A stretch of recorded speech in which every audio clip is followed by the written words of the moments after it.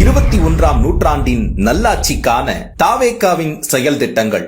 Tamil Nadu citizen privilege card ஒவ்வொருவருக்கும் அரசு நலத்திட்டங்கள் லஞ்சமில்லாமல் போய் சேர தமிழ்நாடு சிட்டிசன் பிரிவிலேஜ் கார்டு ஒவ்வொரு குடும்பத்திற்கும் வழங்கப்படும். பிறப்பிலிருந்தே அனைத்து நலத்திட்டங்களும் விண்ணப்பிக்காமலேயே ஏஐ தொழில்நுட்ப உதவியுடன் நேரடியாக வீட்டு வாசலுக்கே வந்து சேரும்.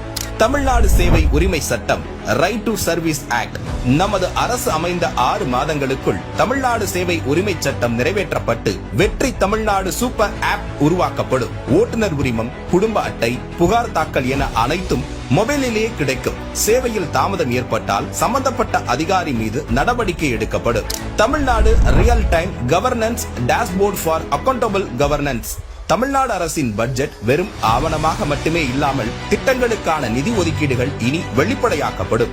Citizens as partners in governance. பொதுமக்கள் வெறும் வாக்காளர்களாக மட்டுமின்றி அரசின் பங்காளர்களாக மாற்றப்படுவர். இதற்காக உருவாக்கப்படும் மை வெற்றி தமிழ்நாடு .in என்ற இணையதளம் மூலம் பொதுமக்கள் மாநிலத்தின் வளர்ச்சிக்கான யோசனைகளை முன்வைக்கலாம், கொள்கை முன்மொழிவுகளுக்கு வாக்களிக்கலாம், அரசு சேவைகளை மதிப்பிடலாம், நிதிநிலை அறிக்கை செலவினங்களை கண்காணிக்கலாம்.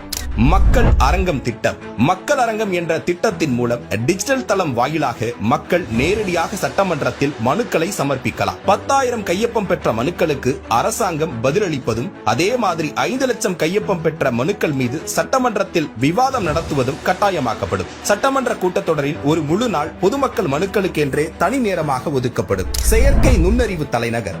செயற்கை நுண்ணறிவு அமைச்சகம் தமிழ்நாட்டின் முதல் செயற்கை நுண்ணறிவு பல்கலைக்கழகத்தை ஏற்படுத்தி உலகளாவிய தொழில்நுட்ப நிறுவனங்களை ஈர்க்கும் வகையில் செயற்கை நுண்ணறிவுக்கான உலகளாவிய மையமான AICT உருவாக்கப்படும். இந்தியாவின் முதல் செயற்கை நுண்ணறிவு அமைச்சகம் உருவாக்கப்பட்டு மதுரை, கோயம்புத்தூர், சேலம் மற்றும் திருச்சியில் 1000 டீப் டெக் புத்தொழில் நிறுவனங்களுக்கு ஆதரவாக செயற்கை நுண்ணறிவு புத்தாக்க மையங்கள் உருவாக்கப்படும். தமிழ்நாட்டை நிதி ரீதியாக இறையாண்மை, தன்னிறைவு மற்றும் செழிப்புள்ள நாடாக மாற்றுதல்.